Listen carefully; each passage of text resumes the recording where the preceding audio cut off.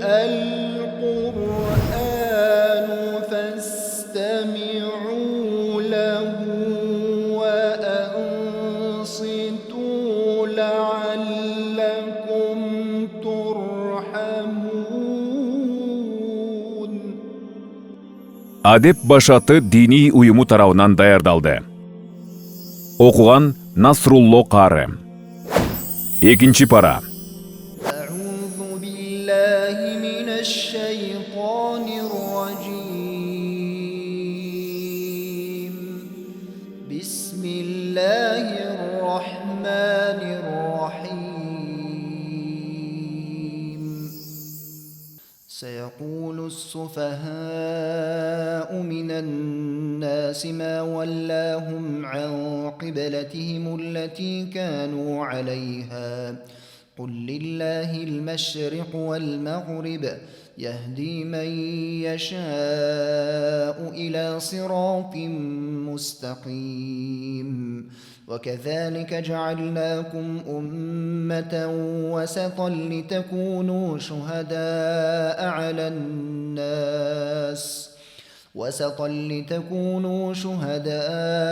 على الناس ويكون الرسول عليكم شهيدا. وما جعلنا القبلة التي كنت عليها إلا لنعلم من يتبع الرسول ممن ينقلب على عقبيه. وإن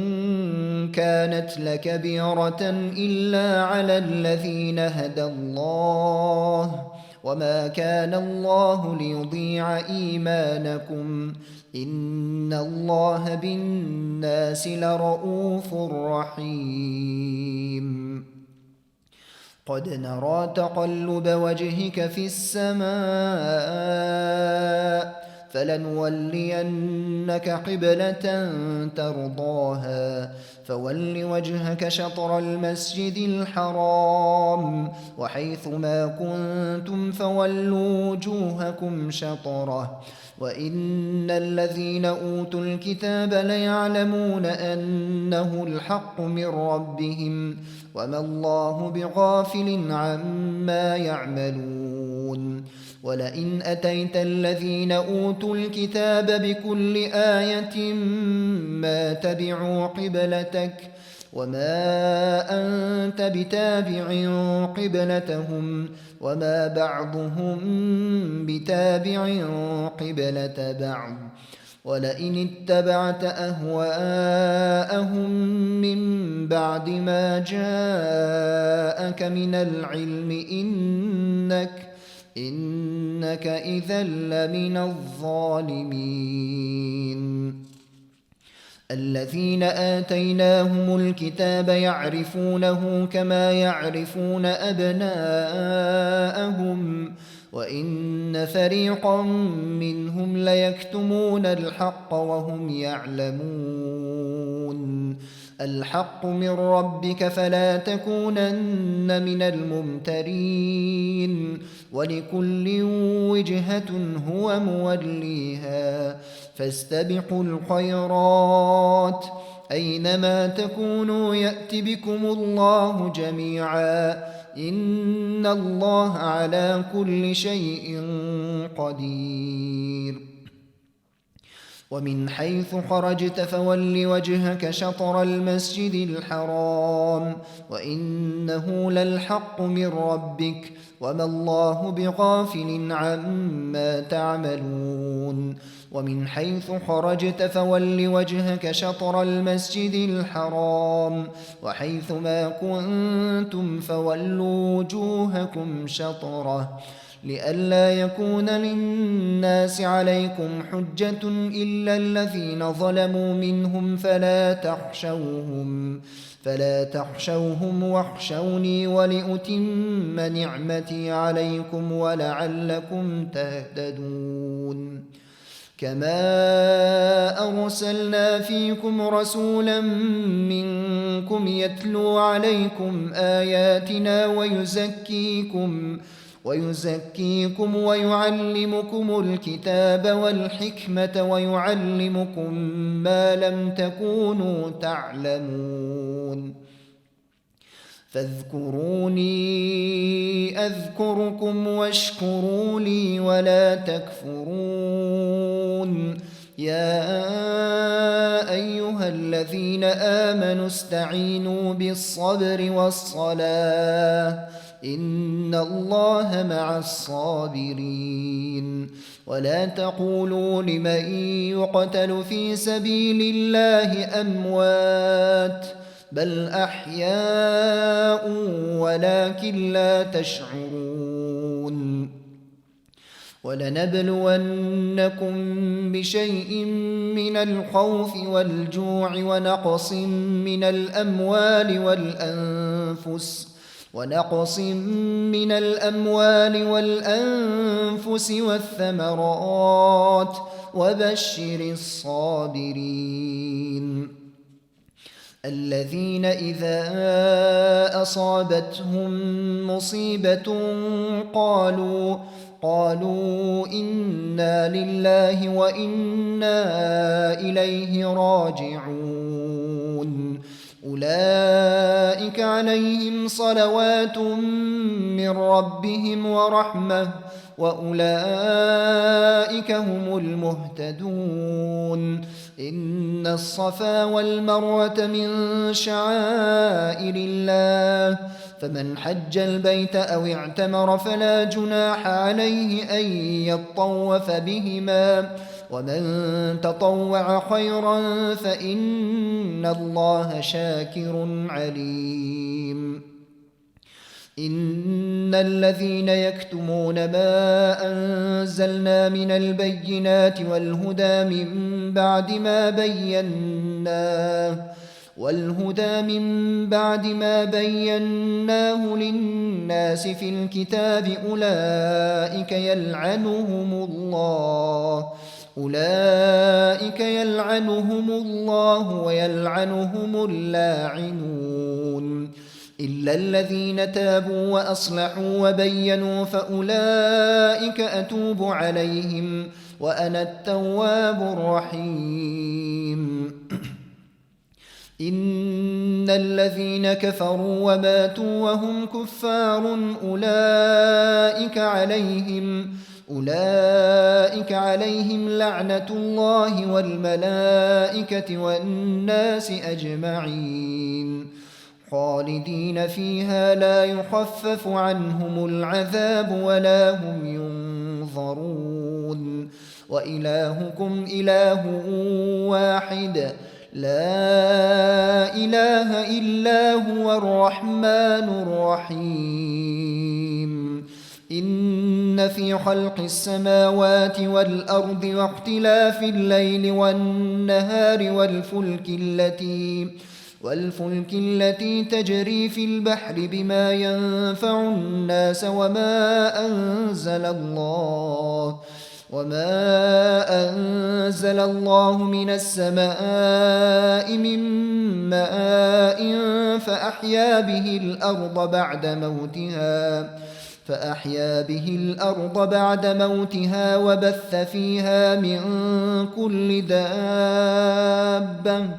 وبث فيها من كل دابة وتصريف الرياح والسحاب المسخر بين السماء والأرض لآيات لقوم يعقلون ومن الناس من يتخذ من دون الله أندادا يحبونهم كحب الله والذين آمنوا أشد حبا لله ولو يرى الذين ظلموا إذ يرون العذاب أن القوة لله جميعا وأن الله شديد العذاب إذ تبرأ الذين اتبعوا من الذين اتبعوا ورأوا العذاب وتقطعت بهم الأسباب وقال الذين اتبعوا لو أن لنا كرة فنتبرأ منهم كما تبرؤوا منا كذلك يريهم الله أعمالهم حسرات عليهم وما هم بخارجين من النار يا أيها الناس كلوا مما في الأرض حلالا طيبا ولا تتبعوا خطوات الشيطان إنه لكم عدو مبين إنما يأمركم بالسوء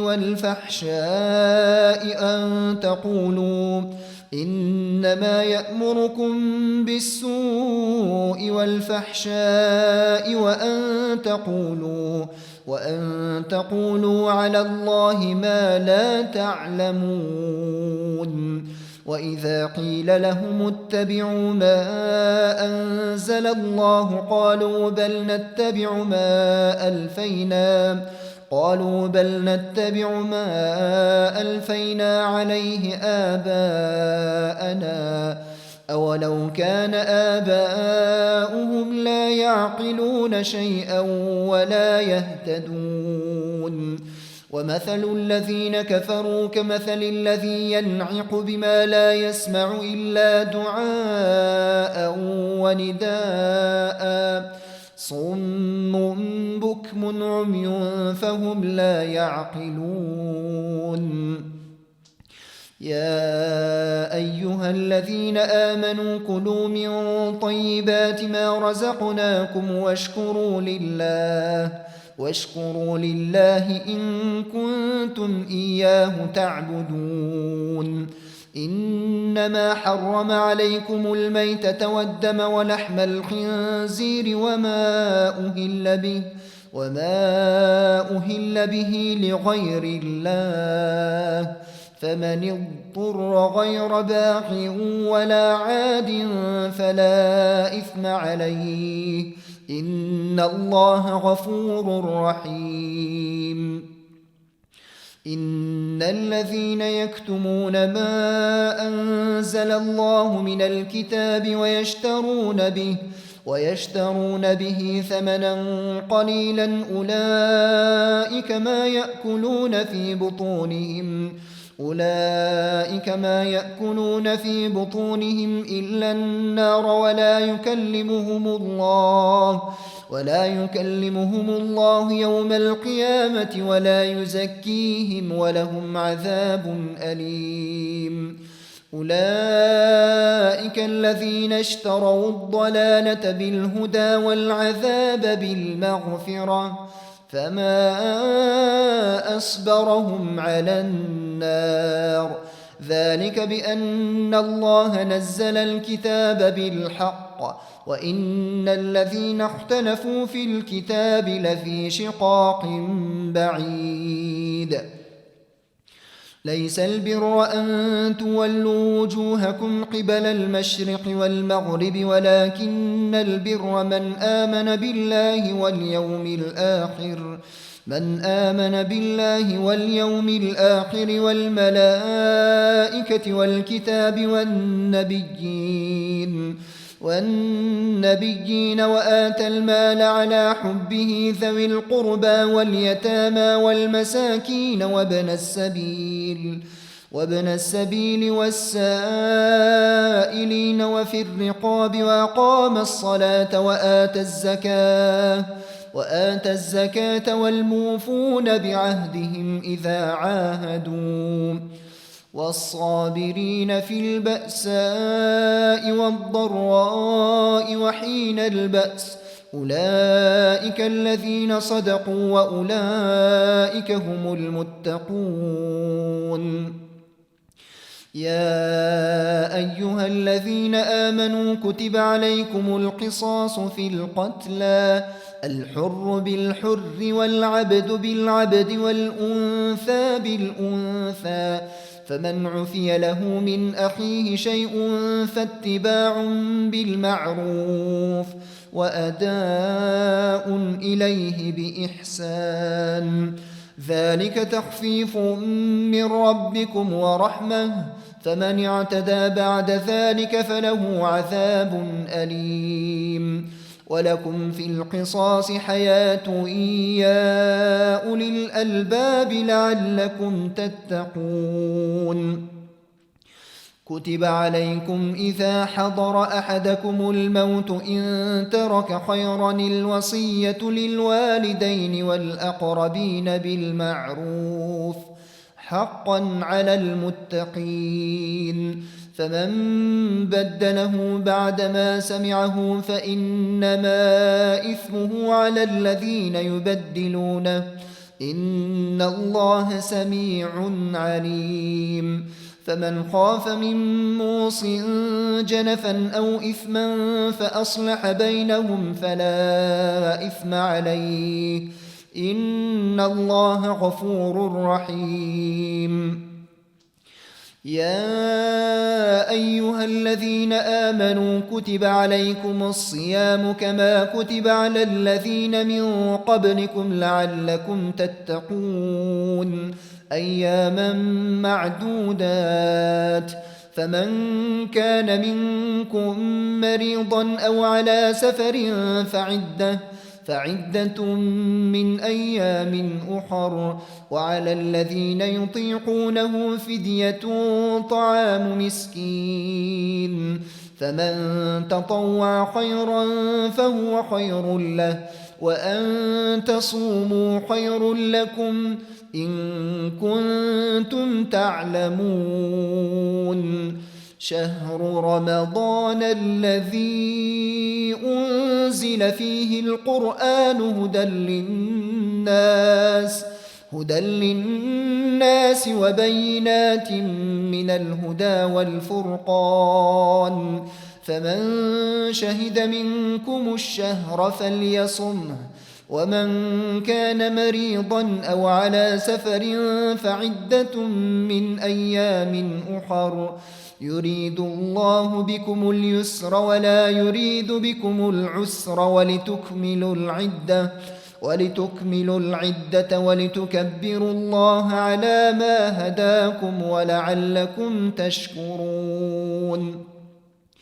وإذا سألك عبادي عني فإني قريب أجيب دعوة الداع إذا دعان فليستجيبوا لي وليؤمنوا بي لعلهم يرشدون أحل لكم ليلة الصيام الرفث إلى نسائكم هن لباس لكم وأنتم لباس لهن علم الله أنكم كنتم تختانون أنفسكم فتاب عليكم وعفى عنكم فالآن باشروهن وابتغوا ما كتب الله لكم وكلوا واشربوا حتى يتبين لكم الخيط الأبيض من الخيط الأسود من الفجر ثم أتموا الصيام إلى الليل ولا تباشروهن وأنتم عاكفون في المساجد تلك حدود الله فلا تقربوها كذلك يبين الله آياته للناس لعلهم يتقون ولا تأكلوا أموالكم بينكم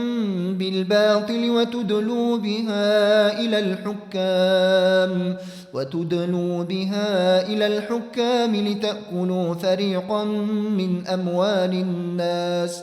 لتأكلوا فريقا من أموال الناس بالإثم وأنتم تعلمون يسألونك عن الأهلة قل هي مواقيت للناس والحج وليس البر بأن تأتوا البيوت من ظهورها ولكن البر من اتقى وأتوا البيوت من أبوابها واتقوا الله لعلكم تفلحون وقاتلوا في سبيل الله الذين يقاتلونكم ولا تعتدوا إن الله لا يحب المعتدين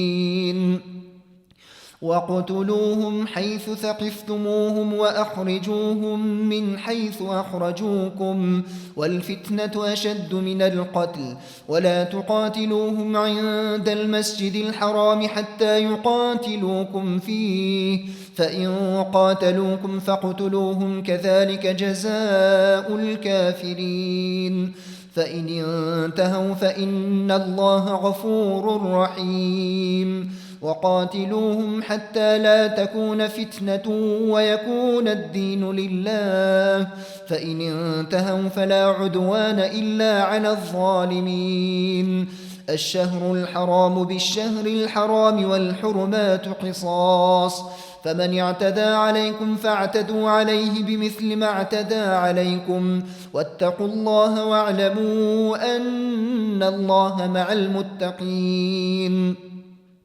وأنفقوا في سبيل الله ولا تلقوا بأيديكم إلى التهلكة وأحسنوا إن الله يحب المحسنين وأتموا الحج والعمرة لله فإن أحسرتم فما استيسر من الهدي ولا تحلقوا رؤوسكم حتى يبلغ الهدي محله فمن كان منكم مريضا أو به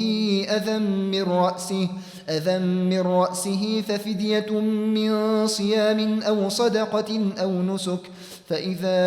أمنتم فمن تمتع بالعمرة إلى الحج فما استيسر من الهدي فمن لم يجد فصيام 3 أيام في الحج و7 إذا رجعتم تلك 10 كاملة ذلك لمن لم يكن أهله حاضر المسجد الحرام واتقوا الله واعلموا أن الله شديد العقاب الحج أشهر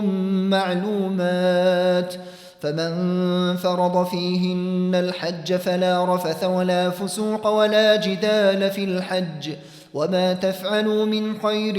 يعلمه الله وتزودوا فإن خير الزاد التقوى واتقون يا أولي الألباب ليس عليكم جناح أن تبتغوا فضلا من ربكم فإذا أفضتم من عرفات فاذكروا الله عند المشعر الحرام واذكروه كما هداكم وإن كنتم من قبله لمن الضالين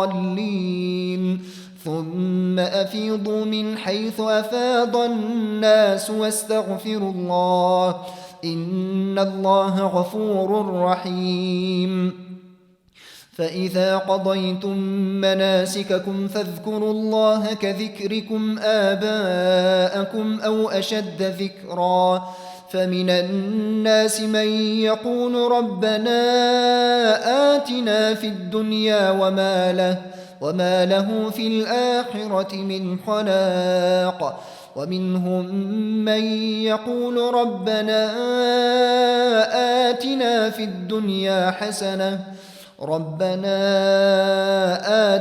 في الدنيا حسنة وفي الآخرة حسنة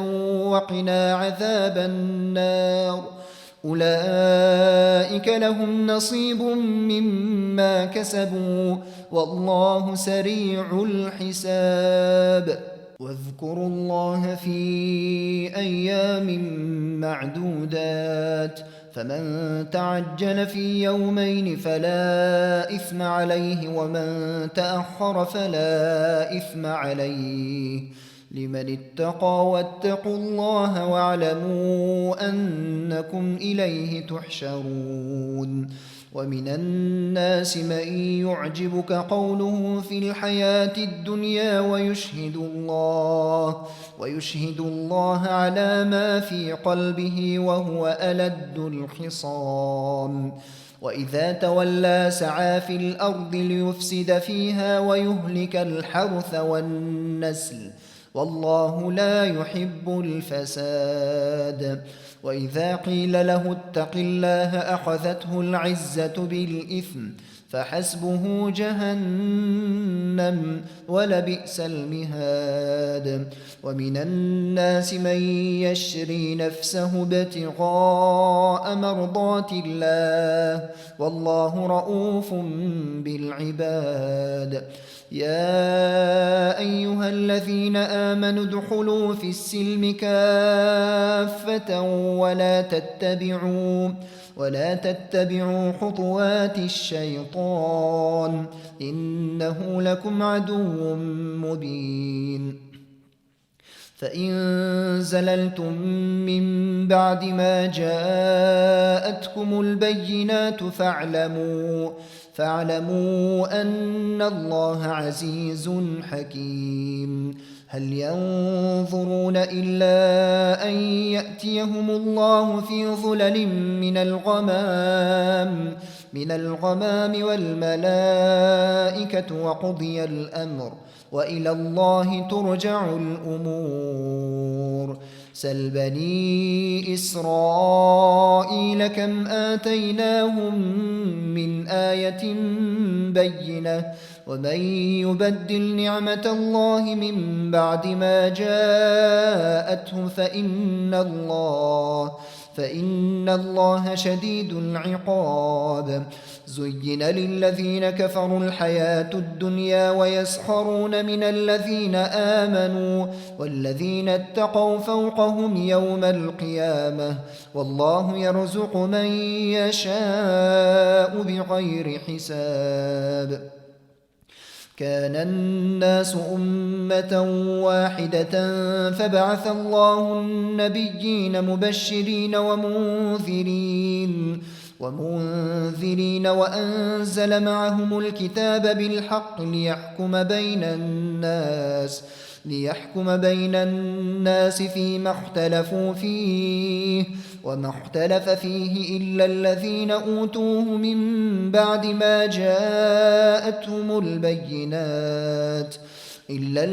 أوتوه من بعد ما جاءتهم البينات بغيا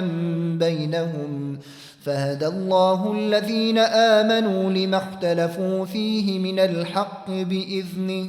والله يهدي من يشاء إلى صراط مستقيم أم حسبتم أن تدخلوا الجنة ولما يأتكم مثل الذين خلوا من قبلكم مستهم البأساء والضراء وزلزلوا حتى يقول الرسول والذين آمنوا معه متى نصر الله ألا إن نصر الله قريب يسألونك ماذا ينفقون قل ما أنفقتم من خير فللوالدين والأقربين واليتامى والمساكين وابن السبيل وما تفعلوا من خير فإن الله به عليم كتب عليكم القتال وهو كره لكم وعسى أن تكرهوا شيئا وهو خير لكم وعسى أن تحبوا شيئا وهو شر لكم والله يعلم وأنتم لا تعلمون يسألونك عن الشهر الحرام قتال فيه قل قتال فيه كبير وصد عن سبيل الله وكفر به والمسجد الحرام وإخراج أهله منه أكبر عند الله والفتنة أكبر من القتل ولا يزالون يقاتلونكم حتى يردوكم عن دينكم إن استطاعوا ومن يرتدد منكم عن دينه فيمت وهو كافر فأولئك حبطت أعمالهم في الدنيا والآخرة وأولئك أصحاب النار هم فيها خالدون إن الذين آمنوا والذين هاجروا وجاهدوا في سبيل الله أولئك يرجون رحمة الله والله غفور رحيم. يسألونك عن الخمر والميسر قل فيهما إثم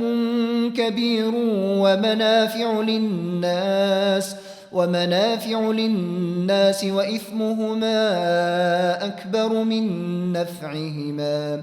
ويسألونك ماذا ينفقون قل العفو كذلك يبين الله لكم الآيات لعلكم تتفكرون في الدنيا والآخرة. ويسألونك عن اليتامى قل إصلاح لهم خير وإن تخالطوهم فإخوانكم والله يعلم المفسد من المصلح ولو شاء الله لأعنتكم إن الله عزيز حكيم. ولا تنكحوا المشركات حتى يؤمن ولأمة مؤمنة خير من مشركة ولو أعجبتكم ولا تنكحوا المشركين حتى يؤمنوا ولعبد مؤمن خير من مشرك ولو أعجبكم أولئك يدعون إلى النار والله يدعو إلى الجنة والمغفرة بإذنه ويبين آياته للناس لعلهم يتذكرون. ويسألونك عن المحيض قل هو أذى فاعتزلوا النساء في المحيض ولا تقربوهن حتى يطهرن فإذا تطهرن فأتوهن من حيث أمركم الله إن الله يحب التوابين ويحب المتطهرين. نساؤكم حرث لكم فأتوا حرثكم أنى شئتم وقدموا لأنفسكم واتقوا الله واعلموا أنكم ملاقوه وبشر المؤمنين. ولا تجعلوا الله عرضة لأيمانكم أن تبروا وتتقوا وتصلحوا بين الناس والله سميع عليم. لا يؤاخذكم الله باللغو في أيمانكم ولكن يؤاخذكم بما كسبت قلوبكم والله غفور حليم. للذين يؤلون من نسائهم تربص 4 أشهر فإن فاءوا فإن الله غفور رحيم وإن عزموا الطلاق فإن الله سميع عليم. والمطلقات يتربصن بأنفسهن 3 قروء ولا يحل لهن أن يكتمن ما خلق الله في أرحامهن إن كن يؤمن بالله واليوم الآخر وبعولتهن أحق بردهن في ذلك إن أرادوا إصلاحا ولهن مثل الذي عليهن بالمعروف وللرجال عليهن درجة والله عزيز حكيم. الطلاق 2 فإمساك بمعروف أو تسريح بإحسان. ولا يحل لكم أن تأخذوا مما آتيتموهن شيئا إلا أن يخافا ألا يقيما حدود الله فإن خفتم ألا يقيما حدود الله فلا جناح عليهما فيما افتدت به تلك حدود الله فلا تعتدوها ومن يتعد حدود الله فأولئك هم الظالمون. فإن طلقها فلا تحل له من بعد حتى تنكح زوجا غيره. فإن طلقها فلا جناح عليهما أن يتراجعا إن ظنا أن يقيما حدود الله، وتلك حدود الله يبينها لقوم يعلمون. وإذا طلقتم النساء فبلغن أجلهن فأمسكوهن بمعروف أو سرحوهن بمعروف، ولا تمسكوهن ضرارا لتعتدوا، ومن يفعل ذلك فقد ظلم نفسه. ولا تتخذوا آيات الله هزوا واذكروا نعمة الله عليكم وما أنزل عليكم من الكتاب والحكمة يعظكم به، واتقوا الله واعلموا أن الله بكل شيء عليم. وإذا طلقتم النساء فبلغن أجلهن فلا تعضلوهن أن ينكحن أزواجهن إذا تراضوا بينهم بالمعروف،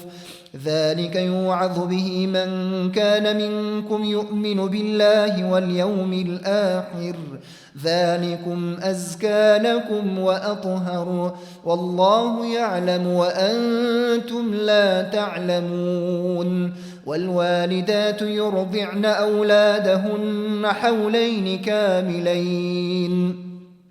لمن أراد أن يتم الرضاعة، وعلى المولود له رزقهن وكسوتهن بالمعروف، لا تكلف نفس إلا وسعها، لا تضار والدة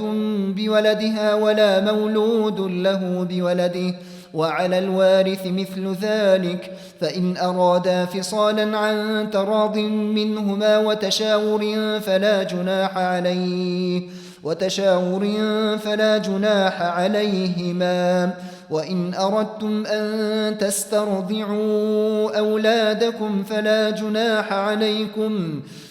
جناح عليكم إذا سلمتم ما آتيتم بالمعروف، واتقوا الله واعلموا أن الله بما تعملون بصير. والذين يتوفون منكم ويذرون أزواجا يتربصن بأنفسهن 4 أشهر وعشرا، فإذا بلغن أجلهن فلا جناح عليكم فيما فعلن في أنفسهن بالمعروف، والله بما تعملون خبير. ولا جناح عليكم فيما عرضتم به من خطبة النساء أو أكننتم في أنفسكم، علم الله أنكم ستذكرونهن ولكن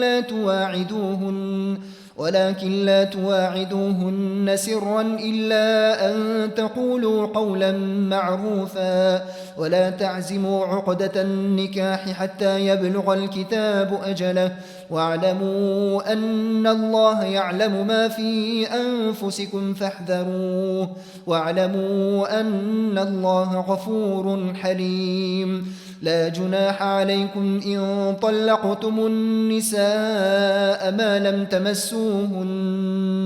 ما لم تمسوهن أو تفرضوا لهن فريضة، ومتعوهن على الموسع قدره وعلى المقتر قدره متاعا بالمعروف حقا على المحسنين. وإن طلقتموهن من قبل أن تمسوهن وقد فرضتم لهن فريضة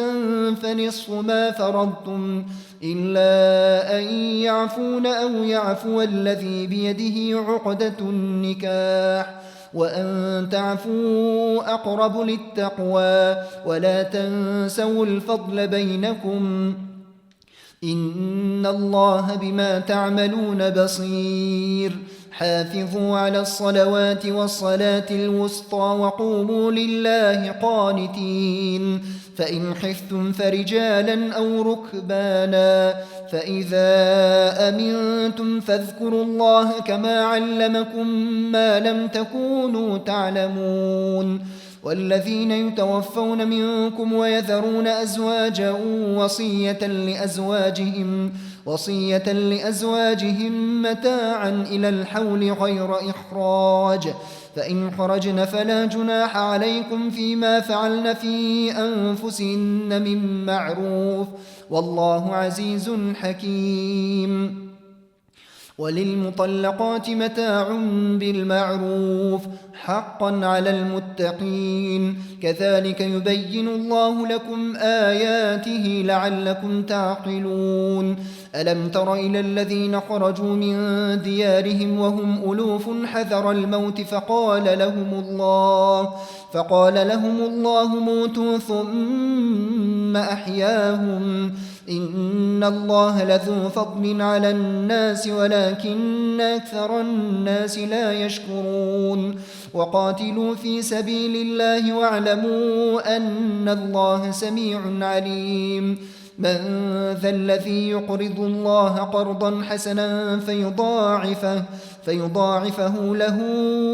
أضعافا كثيرة والله يقبض ويبسط وإليه ترجعون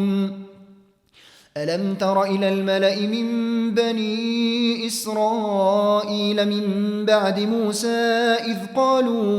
إذ قالوا لنبي لهم ابعث لنا ملكا نقاتل في سبيل الله قال هل عسيتم إن كتب عليكم القتال ألا تقاتلوا قالوا وما لنا ألا نقاتل في سبيل الله وقد أخرجنا من ديارنا وأبنائنا فلما كتب عليهم القتال تولوا إلا قليلا منهم والله عليم بالظالمين وقال لهم نبيهم إن الله قد بعث لكم طالوت ملكا قالوا أنى يكون له الملك علينا ونحن أحق بالملك منه ولم يؤت سعة من المال قال إن الله اصطفاه عليكم وزاده بسطة في العلم والجسم والله يؤتي ملكه من يشاء والله واسع عليم وقال لهم نبيهم إن آية ملكه أن يأتيكم التابوت فيه سكينة من ربكم وبقية مما ترك آل موسى وآل هارون تحمله الملائكة إن في ذلك لآية لكم إن كنتم مؤمنين فلما فصل طالوت بالجنود قال إن الله مبتليكم بنهر فمن شرب منه فليس مني ومن لم يطعمه فإنه مني إلا من اغترف غرفة بيده فشربوا منه إلا قليلا منهم فلما جاوزه هو والذين آمنوا معه قالوا لا طاقة لنا اليوم بجالوت وجنوده قال الذين يظنون أنهم ملاقوا الله كم من فئة قليلة غلبت فئة كثيرة بإذن الله والله مع الصابرين ولما برزوا لجالوت وجنوده قالوا ربنا أفرغ علينا صبرا وثبت أقدامنا وانصرنا على القوم الكافرين فهزموهم بإذن الله وقتل داود جالوت وآتاه الله الملك والحكمة وعلمه مما يشاء ولولا دفع الله الناس بعضهم ببعض لفسدت الأرض ولكن الله ذو فضل على العالمين تلك آيات الله نتلوها عليك بالحق وإنك لمن المرسلين صدق الله العظيم.